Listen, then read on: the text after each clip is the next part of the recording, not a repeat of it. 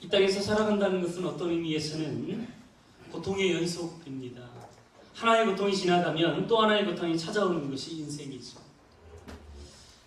이런 고통들에는 우리가 일상에서 겪는 소소한 그런 아픔과 문제들이 있는가 하면 때로는 아주 견디기 힘든 충격적인 고통이 우리를 괴롭힐 때도 있습니다. 자, 이런 고통들은 우리를 더 상처 주게 하고 아프게 만들죠. 자, 이런 고통의 상황이 훨씬 더 심각해지는 순간이 있습니다. 뻔히 다 아는 고통이 찾아오는 거죠. 지금 나에게 닥쳐오는 고통이 얼마나 아프고 큰지를 알면서 그 고통이 다가오게 되면 심리적으로 엄청난 스트레스에 시달리게 됩니다. 모르고 다치면 그냥 모르니까 얼떨결에 넘어갈 수도 있지만 뻔히 다 아는, 얼마나 이것이 고통스러운지 아는데 그 일이 나에게 점차 다가오고 있다면 그 사람에게는 이 고통은 이루 말할 수가 없는 것이죠. 자, 오늘 성경에 나오는 예수님의 모습이 그렇습니다. 자, 십자가를 향해서 예수님은 한 걸음 한 걸음 나아가셨습니다. 이제 그 십자가의 그게 바로 코앞에 다가왔습니다. 이제 하루만 지나면 예수님은 로마 백성들에게, 로마 군사들에게 붙잡혀서 고문을 당하고 고난을 당하고 십자가의 길로 가야만 했습니다. 이것을 뻔히 다 아는데 예수님의 마음이 어땠을까요? 얼마나 힘들고 괴로웠겠을까요? 예수님이 당하는 이 고통, 이 문제는 우리가 상상하는 것 그 이상이었습니다. 한 걸음 한 걸음이 힘들고 어려웠던 순간순간이었습니다. 자, 이런 흔적들이 오늘 본문에 그대로 들어가 있습니다. 자, 34절 말씀 함께 좀 읽어보도록 하겠습니다. 34절 시작. 말씀하시되 내 마음이 심히 고민하여 죽게 되었으니 너희는 여기 머물러 깨어 있으라 하시고. 자, 예수님이 얼마나 힘들고 괴로웠으면 마음이 심히 고민하여 죽게 되었다. 내가 죽을 것처럼 힘들고 어렵다. 이 이야기를 제자들에게 토로하셨겠어요. 예수님은 하나님이셨지만 동시에 육신에 머무르고 이 땅에 오신 사람이었습니다. 그래서 이 땅에서 겪는 모든 고통과 아픔을 그대로 우리와 똑같이 겪으셨던 분입니다. 예수님이라고 십자가가 그냥 달개지는, 그냥 눈 한번 질끈 감으면 할 수 있는 그런 일이었겠습니까? 힘들고 어려운 모든 상황들이 그 안에 있는 거죠. 이것이 점차 나를 옥죄우고 있다 그러니까 죽을 것 같은 그런 심정을 오늘 본문을 통해서 토로한 거예요. 자, 예수님의 마음을 한번 잠깐 들어가 봅시다. 여러분, 이 상황이 얼마나 힘들었겠어요. 죄인이 아닌데 죄인이라는 누명을 쓰고 십자가에 달셔만 했어요. 얼마나 억울했을까요? 본인은 죄 하나 지지도 않았는데. 자, 뿐만 아니죠. 일시적으로라도 하나님으로부터 버림받았다는 이 상실감. 하나님이 아버지신데 그 아버지가 나를 이 땅에 내어 버리셨다는 이 상실감에 얼마나 마음이 아프셨을까. 뿐만 아니죠. 그렇게 자기를 따라다니고 충성을 다하겠다고 헌신했던 12명의 제자들. 이제 내일이면 다 뿔뿔이 흩어지고 자기를 배반할 거 생각하니까요. 이 얼굴 보면 치가 떨리는 거예요. 그 배신감에 가슴이 얼마나 아프셨습니까? 이 모든 감정들이 예수님을 죽고 싶은 마음이 들 정도로 힘들고 어렵게 했단 말이죠.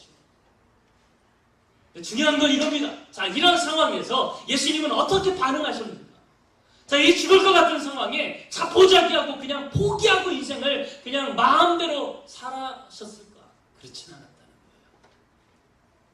예수님은 하나님이셨지만 동시에 육신을 가진 하나님 사람이셨기에 그 고통 앞에서 위로를 얻고 힘을 얻기를 원하셨어요.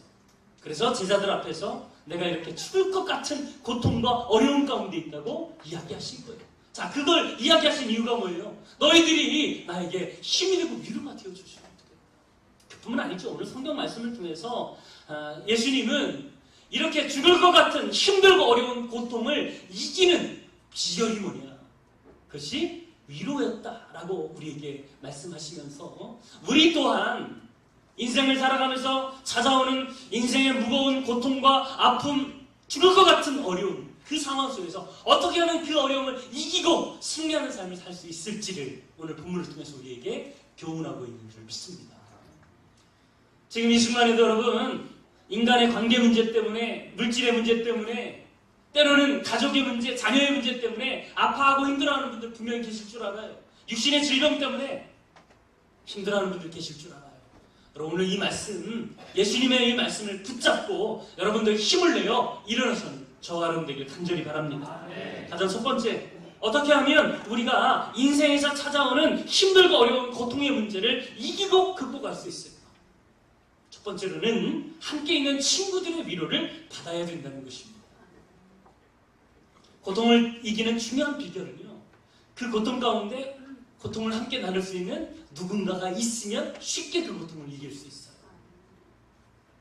아무리 고통스러운 순간이라 할지라도 그 고통을 함께하는 옆에 있는 한 사람만 있어도 그 고통을 쉽게 이겨낼 수 있어요. 자, 오늘 32절, 33절 말씀 함께 읽어보도록 하겠습니다. 32절, 33절 시작. 그들이 겟세마네 한 곳에 이르매 예수께서 제자들에게 이르시되 내가 기도할 동안에 너희는 여기 앉아 있으라 하시고 베드로와 야고보와 요한을 데리고 가실새 심히 놀라시며 슬퍼하사. 자, 예수님께서는 지금 로마 병정들에게 붙잡히기 바로 직전 전날이 전야제예요. 그 순간에 예수님은 겟세마네 동산에 올라가셔서 기도하러 그곳에 가셨어요. 자, 그런데 이 마지막 기도의 현장 가운데 베드로와 야고보와 요한 이 세 명의 제자를 데리고 그 장소에 함께 가셨어요. 자, 왜 예수님께서 이 세 명만을 데리고 가셨을까? 어떤 학자들은 이렇게 이야기합니다. 마지막 이 고통의 순간을 어떻게 이기는지를 보여주기 위해서 교훈적인 측면에서 세 명을 데리고 갔다. 물론 그 말도 참 맞습니다.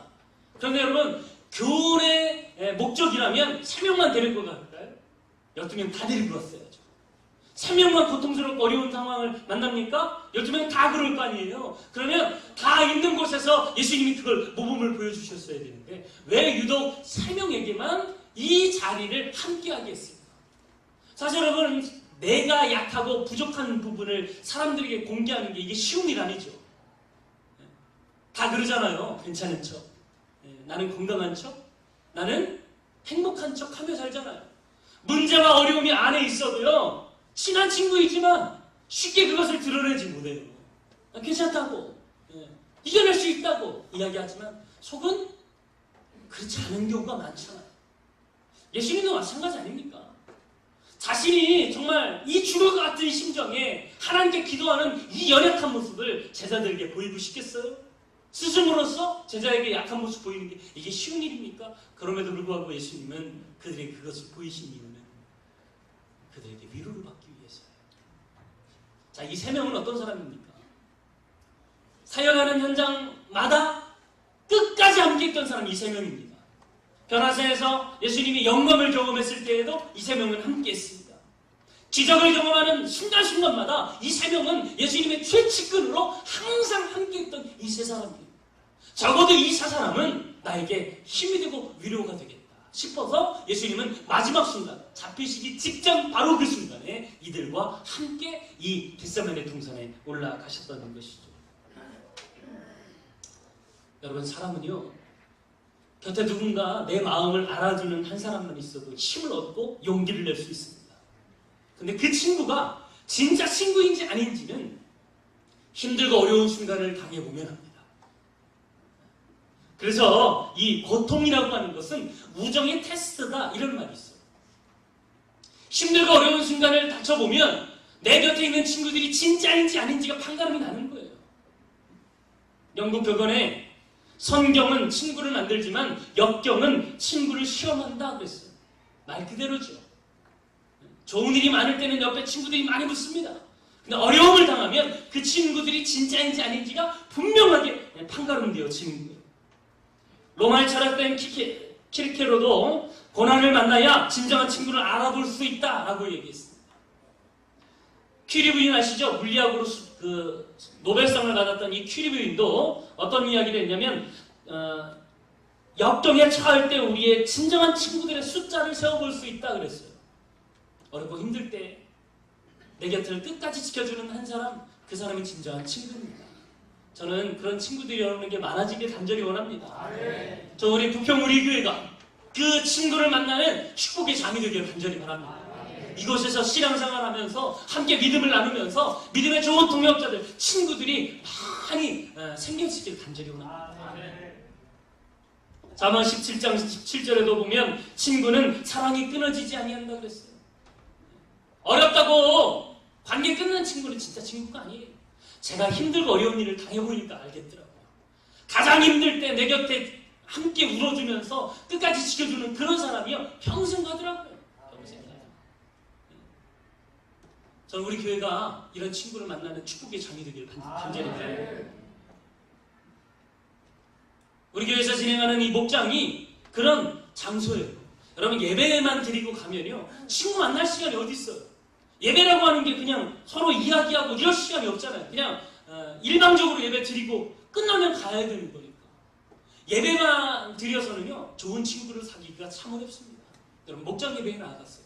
그래서 여러분의 고민을 이야기하고 서로의 고민을 들어주고 함께 그 고민을 위해서 기도해주고 그럴 때 그 목장에서 진정한 우정과 친구를 잘 만날 수 있는 거예요. 성교에도 마찬가지이죠. 또래끼리 모여가지고 봉사도 하고 운동도 하고 그러면서 서로의 마음을 터놓고 이야기하고 할 때 진정한 친구가 그곳에서 생겨지는 것입니다. 우리 교회를 통해서 여러분 그런 친구들이 많아지길 간절히 원합니다. 2차 세계대전 때 미국의 같은 마을에서 자랐던 이제 동네 친구가 있었습니다. 이 두 사람이 전쟁에 같이 징집이 되어가지고 훈련을 받고 같은 부대의 현장에 이제 투입이 되었어요. 어느 날 작전을 하고 돌아오는데 폭격이 시작된 거예요. 그래서 막 도망쳐가지고 대법원의 부대원들은 참호 속에 들어가서 안전하게 대피했는데 이 친구 혼자만 벌판에 떨어진 거예요. 얼마나 무서웠겠어요. 포탄이 날라들고 떨어지고 여기저기에서 막 비명소리가 들리고 자기 혼자 살아있는데 얼마나 두려웠겠어요. 이 순간 이 친구를 보고는요 동네에서 함께 자랐던 친구가 나 가서 저 친구 구해갖고 오겠다고. 근데 상사가요 말리는 거예요. 그러면 안 된다는 거예요. 너까지 죽는다는 거예요. 이건 명령이라고 가면 안 된다고. 그런데도요 그 명령을 어기고 뛰어 들어가서 우여곡절 끝에 그 친구를 만나게 됩니다. 친구는 이미 폭격에 맞아가지고 심한 부상을 입고 있었어요. 걷지도 못하는 상황이었어요. 이 친구는 그 친구를 덜쳐업었어요. 그리고는요 간단히 그 폭격을 뚫고 참호 안으로 들어왔습니다. 친구를 데려보니까 이미 친구는 세상을 떠났어요. 상사가요 막 소리를 지르는 거예요. 너 하나 때문에 우리 부대가 다 죽게 생겼다고. 이미 죽어있는데 뭘 가서 데리고 오냐고 쓸데없는 짓을 하냐고 막 뭐라고 했을 때 이 친구가요 이런 얘기를 했습니다. 상사님 제가 쓸데없는 짓 했다고 생각하시겠지만 저는 그렇지 않습니다. 포탄이 떨어지는 그 친구에게 내가 갔을 때 그는 아직 살아있었습니다. 그리고 그 친구를 내가 등에 업을 때 제 귀에다 대고 이 한마디 했습니다. 다른 사람 하나도 너는 올 줄 알았다고. 너는 올 줄 알았다고. 고맙다고. 그리고는 이 친구는 세상을 떠난 거예요. 그 한마디가 이 친구가 평생 남는 거예요. 가장 행복한 모습으로 자기 등 뒤에서 떠나가는 이 친구를 생각하면 아무리 힘들고 어려운 일이 있어도 다 이길 수 있겠더라는 거죠.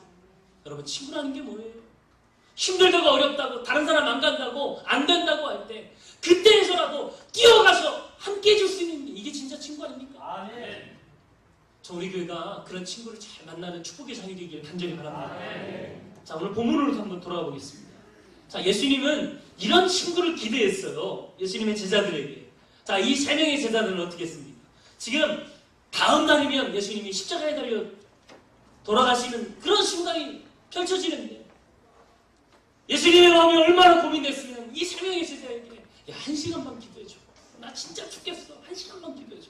그리고는요 보이는 곳에 떨어져서 기도하고 1시간 후에 돌아와 봤더니 제자들은요 자고 조는 것도 아니에요. 그냥 자고 있는 거예요. 여러분 이게 친구입니까? 예수님은 지금 죽음 사경을 헤매고 기도하고 있는데요 친구라는 사람들이 조는 것도 아니고 그냥 퍼즐로 자고 있어요. 친구 자격도 없잖아요. 친구 자격. 37절 한번 보세요. 37절. 돌아오사 제자들이 자는 것을 보시고 베드로에게 말씀하시되 시몬아 자느냐? 내가 1시간도 깨어있을 수 없다냐. 내가 1시간만 기도해달라고 했잖아. 그 1시간 기도 못하냐? 진짜 섭섭해. 이야기하시는 거예요. 여러분, 자격이 없는 이 친구들, 세상 친구 같았으면요 버리고 말았죠. 아유, 너희들 믿고 내가 기도 부탁한 게 내가 잘못이지 내가. 그리고는요 버렸을지 몰라요. 그런데 예수님은 끝까지 그들과 함께 하세요. 먼저 친구가 되어주시길 원하십니다. 자격이 없어도 나에게 실수를 하고 나에게 잘못해도 예수님 먼저 친구가 되어주시는 거예요. 오늘 본문하고 똑같은 상황을 다루고 있는 요한복음에 가보면 요한복음 15장 13절에 뭐라고 얘기하셨냐면 이 겟세마네 동산에서 예수님께서 기도하시기 직전에 이런 이야기를 해주세요. 사람이 친구를 위하여 자기 목숨을 버리면 이보다 더 큰 사랑이 없나니. 예수님이요 마지막 십자가가 다가오면 다가올수록 진정한 친구가 그리웠다는 거예요. 그리고 예수님의 제자들이 그런 친구가 목숨을 걸 수 있는, 함께 할 수 있는 그런 친구가 되기를 원하셨던 거예요. 그래서 이런 이야기를 해주시는 거죠. 여러분 주변에 친구가 많이 있다면 좋지만 외롭다면, 친구 없어서 여러분 스스로가 외로움 속에 있다면 여러분 먼저 친구가 되어주시길 간절히 바랍니다. 친구는요 먼저 되어주는 겁니다. 먼저. 예수님이 그랬잖아요. 자격이 없는데도 실수하는데도 먼저 가서 친구가 되어준 것처럼 우리도 또한 우리가 먼저 다가가서 친구가 되어주고 함께 사귀어주고 그 사람이 힘들고 어려울 때 힘이 되어줄 수 있는 그런 사람이 되길 간절히 바랍니다. 폴 투리니아가 이런 말을 했습니다. 당신의 배우자와 마음을 통할 수 있다면 내가 무슨 이야기를 해도 다 이해하고 받아주고 비판하지 않는 마음을 통하는 친구 몇 명만 있다면 당신은 당신의 인생에서 당하는 모든 인생의 폭풍들을 거뜬히 이겨낼 수 있습니다. 거뜬히 이겨낼 수 있습니다. 여러분 주변에 그런 친구들이 많아지기를 간절히 바랍니다. 먼저 다가가서 친구가 되어주세요. 힘이 되어주세요. 그 사람이 먼저 다가와야지. 아니에요. 친구는 내가 먼저 가는 게 친구예요. 내가 먼저 진정한 친구가 되어주면 그 사람도 진정한 친구가 되어주는 거예요. 특별히 잔치집 못 가도요. 장례식장은 꼭 가세요. 나한테 봉사한 사람만 가지 말고, 우리 집 어려울 때 찾아왔던 사람만 가지 말고요. 그렇지 않은 사람들에게도 먼저 다가가 주세요. 그러면 그 사람도 언젠가 오겠죠. 교회에서 장례가 났는데요. 예배 드린다고 그러는데 아무도 안 오면 그것만큼 참 가슴 아플 때가 없어요. 이어 들어보면요. 그 사람 잘 안다는데. 그럼 세상처럼 그렇게 하면 진짜 힘들고 어려울 때 우리 집 안 왔어도 먼저 가지고 힘이 되어주는 그런 저 여러분들에게 간절히 바랍니다. 그럴 때 진정한 친구가 많아지는 거예요. 우리에게도 그런 친구가 많이 있어지기를 간절히 원합니다. 두 번째로는 함께 하시는 하나님의 위로를 경험해야 된다는 거예요. 자, 친구가 힘들어할 때 곁에서 위로가 되어주는 것 정말 중요합니다. 좋습니다. 그러나 친구의 위로는 한계가 있습니다. 사실 우리는 위로하는 방법을 잘 모릅니다. 위로한다고 하는데요. 위로하는 이 말이 상대방에게 상처가 될 때가 많아요. 오히려 더 아픔이 될 때가 많아요. 욥의 친구들이 그렇죠. 욥이 힘들고 어려울 때, 욥이 괴로울 때 어떻습니까? 욥의 친구들 3명이 와가지고요. 오히려 욥의 마음을 더 긁어놓습니다. 더 심하게 그의 마음을 상하게 만들어요. 때로는 우리가 우리 인생 앞에 힘들고 어려운 문제가 찾아오고 그래서 친구들이 찾아와서 힘을 내라고 용기를 내라 그러는데요. 그 한마디 한마디가 가슴을 찌르는 상처일 수 있어요. 그럴 때 어떻게 됩니까? 자, 오늘 본문이 그렇잖아요. 예수님은 진정한 친구를 원해가지고 이 3명의 제자들을 데리고 같이 겟세마네 동산에 올라가는데요. 이 사람들의 자태를 보면 예수님은 오히려 더 상처가 되고 아픔이 되지 않았겠습니까? 이때 예수님이 포기했습니까? 아닙니다. 성경 보세요. 자, 35절 말씀이에요. 35절 시작. 조금 나아가사 땅에 엎드려 될 수 있는 대로 이때가 자기에게서 지나가기를 구하여. 누가복음에 보면요, 돌 던질 만큼 떨어져서 기도했다 그랬어요. 돌 던질 만큼. 보는 중에 하나님 앞에 기도한 거예요. 사람만 의지하지 아니하고 사람에게 내 마음을 쏟아놓는 것 거기에서 그치지 아니하고 내 문제, 내 인생의 아픔을 하나님께로 가져간 거예요. 자, 36절 한번 보세요. 이르시되 아빠 아버지여 아버지께는 모든 것이 가능하오니 이 잔을 내게서 옮기시옵소서. 그러나 나의 원대로 마시옵고 아버지의 원대로 하시옵소서. 하옵소서. 할렐루야. 지금 하나님께 예수님이 기도할 때 뭐라고 호칭하냐면 아빠 아버지 그렇게 부르고 있어요. 여러분, 아빠라고 하는 게 다른 의미가 있는 게 아니에요. 어린아이가 아버지를 부를 때 하는 그 호칭이 아빠, 그거예요. 지금 예수님은요, 하나님 앞에서 어린아이처럼 그 마음을 하나님 앞에 쏟아놓고 있는 거예요. 쏟아놓고 있는 거예요. 여러분, 이게 진짜 중요합니다. 사람이 이루는 때로는 상처가 되고 아픔이 되고 배신감을 느끼고 더 괴로울 때가 있지만 우리의 마음을 아시고 우리의 심령을 다 감찰하시는 하나님 앞에 우리의 문제를 내려놓으면요, 가장 완벽한 위로가 하나님께로부터 우리에게 임하게 될 줄 믿습니다. 어린애들이 힘들고 어려우면요, 와가지고 아빠 나 힘들어 죽겠어. 어리광하잖아요. 애들은 아빠 앞에서는요, 척 안 해요. 건강한 척, 괜찮은 척 안 해요. 힘들면 힘들다고 얘기하고 짜증낼 거 짱 다 안 해요. 그래도 아빠는 다 받아주잖아요. 왜요? 자식이니까. 신앙의 연조가 깊어졌다고, 이제 성인이 되었다고, 직분이 올라갔다고, 여러분 하나님 앞에서 그거 가지고 내세울 거 없잖아요. 하나님 앞에 우리는 다 어린아이 같은 모습인 줄 믿습니다. 80 넘은 노인분이 60 먹은 아들에게 하면서 차 조심해라 그러잖아요. 부모의 눈에는 다 자녀는 어린아이 같은 거예요. 물가내요 내놓은 자식 같은 거예요. 여러분, 우리가 이런 심령을 가지고 어린아이 같은 심령을 가지고 주님께 기도의 자리로 나아갈 때 진정한 하나님의 위로를 경험하게 될 줄 믿습니다. 예수님도 그러셨어요. 아빠를 부르면서 기도하는 자리에서 주님께 마음의 고통과 아픔을 내려놓았듯이 우리도 그런 기도의 자리가 여러분에게 있길 간절히 바랍니다. 힘들고 어려우면 하나님 앞에 나와 기도하세요. 기도도 안 하면서 어떻게 하나님이 없어 안 하신다고 이야기할 수 있어요.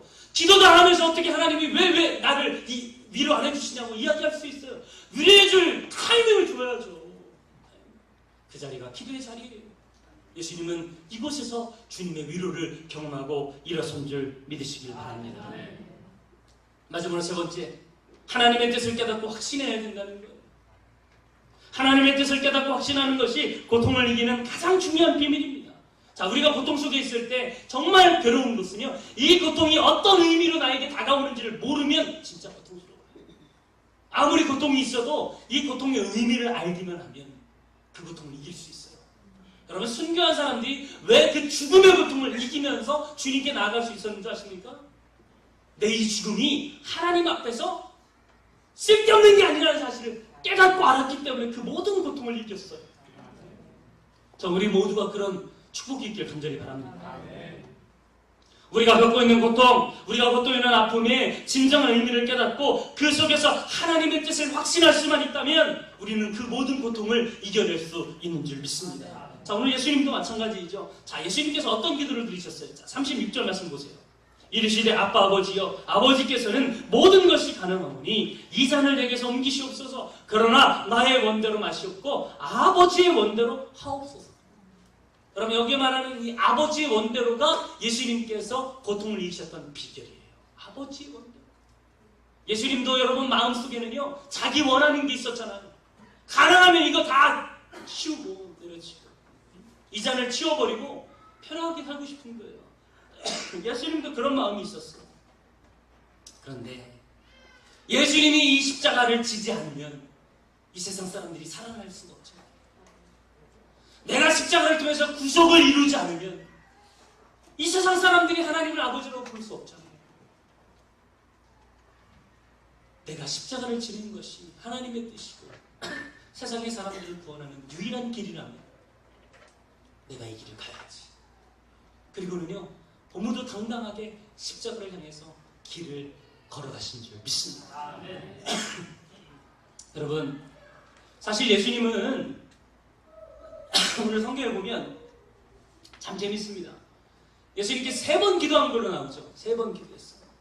이 상황을 살펴보면 참 재밌어요. 자, 첫 번째 기도했을 때 그때까지도요 하나님의 뜻에 대한 확신이 없었습니다. 하나님 이 잠에게서 치워주세요. 그러나 나의 뜻대로 하지 마시고 하나님 뜻대로 해주세요. 이 기도를 했는데 아직도 예수님의 마음에는 내 뜻과 하나님의 뜻이 싸우고 있었어요. 그럼 그때는요 제자들에게 가가지고 어떻게 합니까? 아니 아직 내가 기도 부탁했는데 자고 있으면 어떡해? 빨리 일어나! 기도해! 달달 묶어요. 달달 묶어요. 2번째 가셨을 때도 그러잖아요. 빨리 일어나! 좀만 더 기도 좀 해. 나는 내가 죽게 생겼는데 너희들 이렇게 자면 어떡해?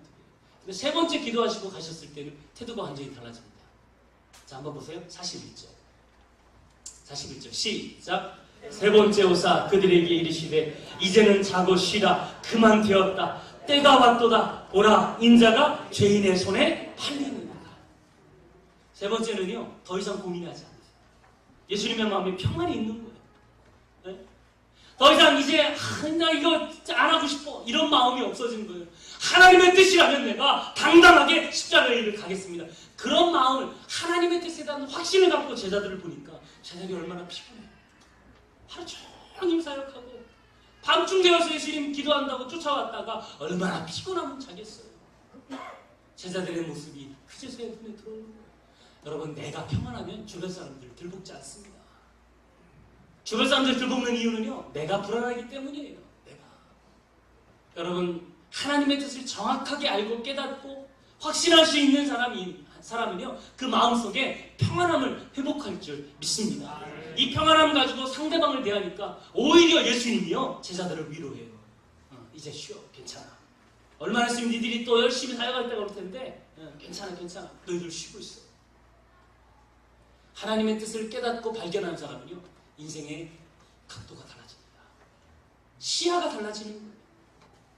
여전히 제자들은 자고 있었지만 이제 예수님의 시각은 완전히 달라졌어요. 아, 하나님의 뜻이 바로 이것이라면, 내가 이제 고민 없이 그 길을 갈 수만 있다면 이제 나는 도무도 당당하게 그 길을 가겠다.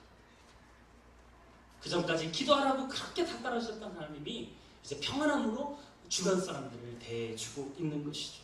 하나님의 뜻을 아는 게 그만큼 중요합니다. 여러분이 왜 불안한 생활을 하는 줄 아세요? 하나님의 뜻을 아는데도 불구하고 여전히 내 속에 있는 내 뜻을 주장하려고 하니까 힘들고 어려운 삶을 사는 거예요.